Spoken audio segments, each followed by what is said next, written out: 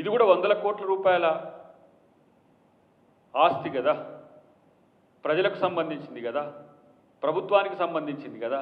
ఈ డీవియేషన్ ఎందుకు వచ్చింది అనేది మరి ముఖ్యమంత్రి, ఆ రోజున్న ముఖ్యమంత్రి కేసీఆర్ చెప్తాడా, ఆ రోజు పురపాలక శాఖ మంత్రిగా ఉన్న కేటీఆర్ చెప్తాడా అనేది వాళ్ళు ఆలోచించాల్సిన అవసరం. ఎందుకంటే మళ్ళీ మున్సిపల్ శాఖ మంత్రిగా కేటీఆర్ ఉన్నా మళ్ళీ సీఎంఓ క్లియర్ చేయాల్సిందే. అలాంటప్పుడు మరి కేసీఆర్కి జరగకుండా ఎట్లా ఇది ఇంత పెద్ద నిర్మాణం జరుగుతుంది?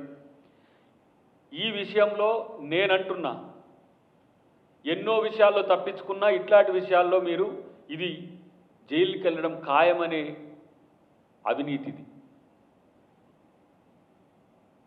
ఈ ఫార్ములా కేసుకు సంబంధించిన అంశంలో లొట్టపీస్ కేసు, ఇంకో దాంట్లో సుట్టపీస్ కేసు, ఇట్లా చెప్తున్నావు కదా. ఇట్లాంటి అన్నీ కూడా కొన్ని ఇప్పుడు అరవింద్ కుమార్ లాంటి వాళ్ళు, మిగతా అమేయ్ కుమార్ లాంటి వాళ్ళు చిన్న చిన్న అంశాలకు జైలుకు పోయిన పరిస్థితి ఉన్నది. ఇంత పెద్ద ఎత్తున ఈ మంత్రిత్వ శాఖలో అవినీతి జరిగితే సిగ్గు లజ్జ లేకుండా ఏ విధంగా మీరు మాట్లాడుతున్నారో నాకు అర్థం కావట్లేదు.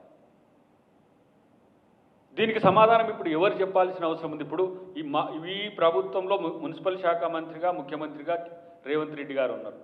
వారి దగ్గరికి వచ్చినప్పుడు, ఓసీ కొరకు వచ్చినప్పుడు దాని విధి విధానాలను పరిశీలించినప్పుడు ఈ విషయంలో మీకు పర్మిషన్ ఎందుకు ఇవ్వాలనో, ఇది అక్రమం కాదా అని చెప్పి జిహెచ్ఎంసీ అధికారులు వేసిన ప్రశ్నలకు వాళ్ళ సమాధానం చెప్పలేని పరిస్థితి. అంటే కేటీఆర్ తప్పు చేస్తే, కేటీఆర్ అక్రమం చేస్తే మేము దాన్ని సమర్థిస్తామా? ప్రతి దగ్గర సొంటకాయ ముచ్చట్లు అన్నీ చెప్తున్నారు కదా, మరి దీనికి సమాధానం చెప్పండి. ఇట్లా ఎన్నో రకాల సంబంధించిన ఆస్తులకు సంబంధించిన అంశంలో ఈ క్విడ్ ప్రోకో విధానాన్ని అనుసరించడానికి కేటీఆర్ఏ బ్రాండ్ అంబాసిడర్గా ఇక్కడ మారిన చరిత్ర. ఇట్లాంటి అక్రమాలతోని సంపాదించిన వాటితోనే ఇష్టానుసారంగా ఏమంటాం, గోస్ట్ అంటే కనబడని మీడియా సంస్థలు ఎక్కడెక్కడి నుంచో నడుపుకుంటూ లక్షల రూపాయలు వెచ్చిస్తూ ఇష్టం వచ్చినట్టుగా ప్రాపగండా చేస్తూ ప్రభుత్వాన్ని లేకపోతే ముఖ్యమంత్రి గారిని బదనాం చేయడానికో, లేదంటే అప్రతిష్ట పాలు చేయడానికో, అబద్ధాలను ప్రచారం చేయడానికో ఇష్టం వచ్చినట్టుగా ఇలా కేటీఆర్ తెగబడుతున్న విషయం నయనం చూడాల్సిన అవసరం ఉంది. ఇక్కడ మీరు గమనిస్తే ఇప్పుడు ఈయనది కానే కాదు. కేటీఆర్ చెప్తున్న లెక్కల ప్రకారం అది కేటీఆర్ది కాదు. నా ఇంటి మీదకి వచ్చి డ్రోన్స్ ఎగిరేస్తే, నా ప్రైవేట్ లైఫ్లోకి వచ్చి నా ఇంటి మీద డ్రోన్స్ ఎగిరేస్తే నేను కామ్గా కూర్చోవాలన్న బయట చూడండి ఒకసారి.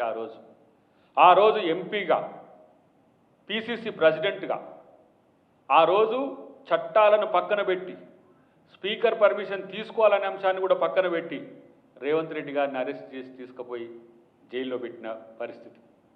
మరి నిన్నెందుకు పెట్టొద్దు జైల్లో? నీది కానే కాదు కదా.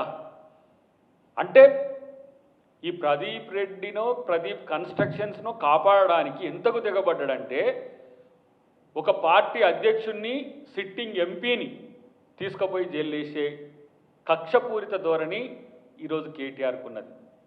మరి నిన్ను అరెస్ట్ చేయాలంటే ఈ కేసు చాలదా? అట్లని చెప్పి ఇప్పుడేమి ఇది వదిలేసేదేం కాదు. నన్ను అరెస్ట్ చేయరి, ఎట్లాగో నీవు అరెస్ట్ అవుతావనే నీకేవో ఇంట్యూషన్ ఉన్నట్టున్నది. కాబట్టి అరెస్ట్ చేయరి, జైల్లోకి పోయి జిమ్ చేసుకుంటా, మంచిగా యోగా చేసుకుంటా, ఫిట్ అవుతా, మళ్ళీ పాదయాత్ర చేస్తానే పొంకనాలు కొట్టేది ఇందుకేనా? జైల్లోకి పోయేంత తప్పులు, అవినీతి అక్రమాలు చేస్తారు అని భయపడతారు అయ్యా కొడుకు అందరు కూడా. Subscribe us and press the bell icon for more interesting updates.